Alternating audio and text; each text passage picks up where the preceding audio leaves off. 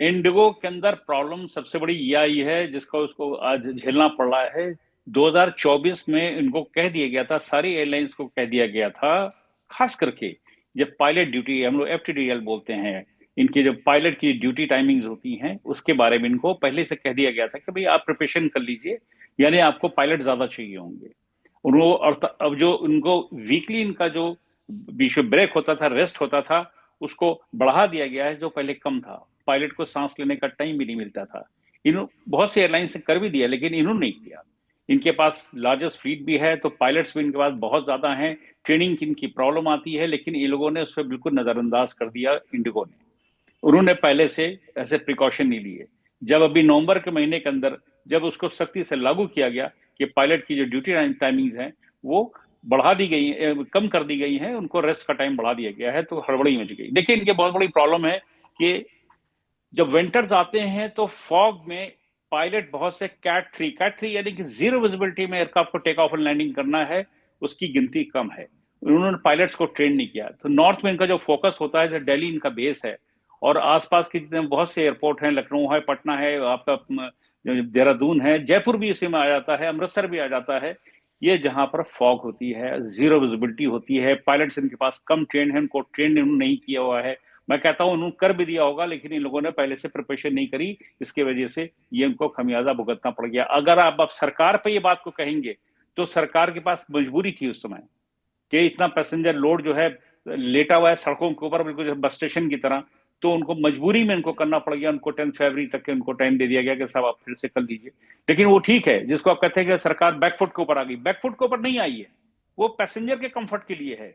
ना तो दबी है इंडिगो से और ना ही इंडिगो इसके आगे, सरकार के आगे भारी पड़ सकता है। ये बिल्कुल ध्यान रखिएगा, ये जो चल रहा है मीडिया के अंदर गलत चल रहा लेकिन है, सिकंदर ऐसा जी, नहीं है। जो मैंने ताकत शब्द इस्तेमाल किया था सर, उसके पीछे तात्पर्य ये था कि इंडिगो का एकाधिकार है। आपको भी पता है, हमको भी पता है, हमारे दर्शकों को भी पता है कि हमारे यहाँ जो एयरलाइन का क्षेत्र है उसमें इंडिगो कितनी बड़ी हिस्सेदारी रखती है। तो देख, अगर मैं उसमें कुछ भी खामी आती है, उसके ऑपरेशन संचालन में कोई भी दिक्कत आती है, तो कितनी बड़ी संख्या में लोग प्रभावित होते हैं, ये भी हमने देख लिया है। देखिए आप बिल्कुल ठीक कह रहे हैं, उन्होंने नंबर अपने बढ़ा लिए हैं लेकिन प्रिपरेशन नहीं करी गई है। इसकी वजह क्या है कि जिस कंपनी के सीईओ, आज नहीं तो कल, आज की तारीख को नोट कर लिएगा, वन इंडिया नोट कर ले, जिस कंपनी के सीईओ, जब भी कोई फॉरनर हुआ है, यूरोपियन हुआ है, कहीं का बाहर का हुआ है, उस एयरलाइंस का ग्राफ नीचे गिरता गया, आखिर में बंद हुई है। गिन डालिए आप एयरलाइंस, जेट एयरवेज रही हो, गोएयर रही हो, उससे पहले कितनी एयरलाइंस आई चली गई जहां पे सीईओ रहा हो, क्योंकि वो हमारे पैसेंजर्स की नब्ज को समझ नहीं पाता है, पायलट्स की प्रॉब्लम को समझ नहीं पाता है, वो प्रॉफिट दिखाना चाहता है। और प्रॉफिट के चक्कर के अंदर जो है, अब आप जो कह रहे हैं कि गवर्नमेंट को ये करना पड़ा, देखिए सुनिए, आप सीधी सी बात है, बार बार इस चीज का प्रोपेगेंडा करना कि वो नंबर वन है, बहुत बड़ी है, विंग इतने फैला लिए हैं, इसको ऐसे मत करिए। एयर इंडिया को जब से टाटा ने टेक ओवर किया है, एयर इंडिया बहुत ही बैलेंस एयरलाइंस है शुरू से। मैं तो एक बात को लेकर अब कहूंगा, अभी चोपड़ा जी बैठे एक प्रोग्राम में हमने कहा था कि मेंटेनेंस का अगर आप देखिएगा तो इंडिगो में मेंटेनेंस की प्रॉब्लम है, वो एयर इंडिया में नहीं है, विस्तारा में नहीं है। आप किसी भी डीजीसीए के डायरेक्टर से पूछिए, आप एयरवर्थिनेस वालों से, वो बताएंगे आपको इंडिगो में प्रॉब्लम है सारे जहाजों के अंदर। मैं बार बार इस चीज को चिल्ला चिल्ला के कहता हूं, जब 787 की क्रैश अहमदाबाद में हुई तो मैंने कहा था इनके ऊपर मेंटेनेंस ऑडिट लगा दिए। सबसे मैंने इशारा तब किया था कि इंडिगो सबसे पहले बंद हो जाएगी एयरलाइंस। मैं दुश्मन नहीं हूं इंडिगो का, लेकिन इंडिगो ने जो करना शुरू किया है, वो जो कॉपी करना चाहते हैं अमेरिकन एयरलाइंस की, साउथ वेस्ट एयरलाइंस की, वो यहाँ इंडिया में हो सकती है ना। तो यहाँ का नेचर ऐसा, ना मिजाज ऐसा, ना हमारी गवर्नमेंट ऐसी और ना की पब्लिक ऐसी है, सीधी सी बात है। उसको जबरदस्ती बड़ा बनाने की जरूरत नहीं है। नंबर बड़ा होने से एयरलाइंस बड़ी नहीं होती है।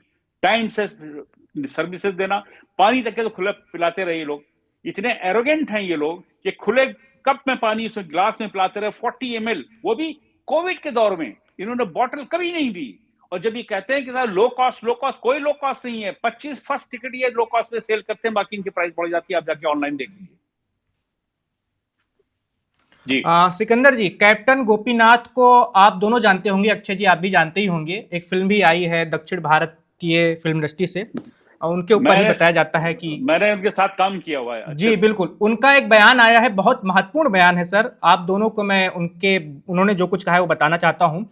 उन्होंने कहा है कि इंडिगो संकट शायद इसलिए बढ़ा क्योंकि एयरलाइन संचालकों में घमंड और ओवर कॉन्फिडेंस आ गया था, अति आत्मविश्वास आ गया था और इसीलिए एयरलाइन अपनी हालात भी नहीं समझ पाई। कहा जा रहा है कि इंडिगो में जो निचले स्तर के कर्मचारी हैं, पायलट हैं और भी जो लोग हैं, उनकी बात ऊपर तक पहुंच ही नहीं पाती थी, ऊपर कोई सुनवाई नहीं होती थी। नीचे लोग संकट में रहे, नीचे लोग परेशान रहे, उनसे ज्यादा काम लिया जाए उनसे, और ऊपर तक बात पहुंचती नहीं थी। ऊपर वाले लोग क्या सोचते थे, उनका उद्देश्य क्या होता था, वो सिर्फ व सिर्फ अपने रेवेन्यू पर ध्यान देते थे, शेयर बाजार पर ध्यान देते थे। तो अब अक्षय जी आपके पास आएंगे, यही सवाल आपसे भी है सर, ये संकट क्यों हुआ, इस संकट को रोका जा सकता था, और डीजीसीए के रवैये पर भी काफी ज्यादा सवाल उठ रहे हैं। कहा जाता है कि भाई भतीजावाद काफी ज्यादा हावी रहता है डीजीसीए में, और राजनीति बहुत ज्यादा रहती है, काम की बातें बहुत कम होती हैं, और इसी वजह से ये सब संकट आन पड़ा। देखिए वैभव जी, सबसे पहले तो जब ऐसे कोई इंसिडेंट होता है तो बहुत सारे सवाल उठते हैं। कई जायज़ होते हैं, जैसे रिजवी सर ने बोला, कई जायज़ होते हैं, कईयों को हम थोड़ा सा ओवर हाइप कर देते हैं, इतनी ज़रूरत होती नहीं है। देखिए इंडिगो के ऊपर, डीजीसीए के ऊपर मैंने भी बहुत सवाल उठाए हैं, लेकिन आज मैं एक चीज़ आपके सामने बोलना चाहूँगा और सारे दर्शकों को, कि अल्टीमेटली है तो अपना ही देश, अपनी ही सरकार, अपनी ही एयरलाइंस है, तो संभालना भी हम ही लोगों ने है। गलती हो गई है, ब्लंडर हुआ है, और unfortunately one of the biggest in the world, इतना बड़ा मैन मेड डिजास्टर ऐसा देखने को नहीं मिला है पहले, लेकिन हो गया तो कोई बात नहीं। अब संभालना भी हम ही लोगों ने है। जैसा आपने सवाल पूछा क्या ये अवॉइड करा जा सकता था, 100% देखिए हर एक डिजास्टर इस तरह का अवॉइड करा जा सकता था। 2 साल का लीड टाइम होने के बावजूद अगर आप एफडीटीएल रूल्स को अप्लाई नहीं कर रहे हैं, आपने अपनी हायरिंग के ऊपर फ्रीज लगाया हुआ है, डिस्पाइट ऑफ द फैक्ट कि आप फाइनेंशियल ईयर 25 में 7,258 करोड़ का प्रॉफिट शो कर रहे हैं, तो उसका मतलब है कि कहीं ना कहीं हम इसमें डीजीसीए की भी गलती मानेंगे। इंडिगो की तो है ही, क्योंकि देखिए वो तो डेलिबरेटली कर रहा है, लेकिन कहीं ना कहीं हमारे इंस्पेक्टर्स जो हैं, हमारे जो डीजीसीए के जो सीनियर्स हैं, उनको ये चीज़ देखनी चाहिए कि भाई अगर इतनी प्रॉब्लम आ रही है कि 1 साल हो गया, 2 साल हो गए, और उसके बाद जब जब इन्होंने स्ट्रिक्टली रूल्स लगाए कि नहीं भाई अब एफडीटीएल को अब लगाना ही पड़ेगा कि बहुत ज़्यादा एक रुका इशू आ रहा है, तब जाके इन्होंने पहले जुलाई में लगाए। तो 22 क्लॉजेज में से जब 15 क्लॉजेज जुलाई में लगे, उस समय कोई प्रॉब्लम नहीं आई, जो बड़ा सरप्राइजिंग है, उस समय सब कुछ ठीक चला। लेकिन अब जब इन्होंने 7 क्लॉजेज लगाए हैं, तब ये इतनी ज़्यादा प्रॉब्लम बढ़ गई। ऑफ कोर्स इसके साथ प्रॉब्लम और भी है, बीच में A320 का जो इंसिडेंट हुआ था, जिसकी वजह से एयरबस ने A320 फ्लाइट्स डाउन करी थी, कुछ फॉग का भी इशू आता है, टेक्निकल इशू तो हमेशा हर एयरलाइन में चलते रहते हैं, तो ये एक स्नोबॉलिंग इफेक्ट हुआ, जिसकी वजह से ये चीज़ हमें देखने को मिली है। अब काफ़ी अच्छे करेक्टिव मेजर्स जो हैं वो लिए गए हैं, अभी पिछले 3-4 दिनों में तो काफ़ी स्ट्रिक्ट मेजर्स लिए गए हैं। मैंने एक सवाल उठाया था कि जब हम बात कर रहे हैं कि पैसेंजर्स की, तो सबसे बड़ा अल्टीमेट सफरर है वो पैसेंजर्स हैं, तो उनको हमने क्या करा, हमने बोल दिया भाई आपकी जो टिकट के पैसे हैं वो बिना किसी क्वेश्चन के आपको पूरे वापस मिलेंगे। देखिए ये कोई कॉम्पनसेशन नहीं है। थैंकफुली इस चीज़ को रेक्टिफाई करा गया है। इंडिगो ने अनाउंस करा है कि हमारे पैसेंजर को 10,000 का जो वाउचर है, जो 12 महीने तक वैलिड रहेगा, वो देंगे फ्लाइंग के लिए।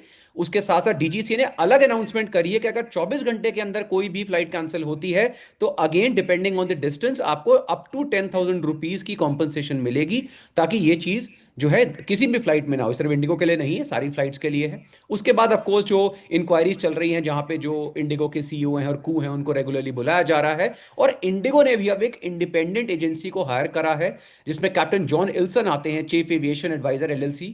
40 साल का उनको एक्सपीरियंस है, और वो अब आके इंडिपेंडेंटली ये चीज़ अगेन इंडिगो की तरफ से चेक करेंगे कि ये डिजास्टर एग्जैक्टली हुआ कैसे। Subscribe to One India and never miss an update. Download the One India app now.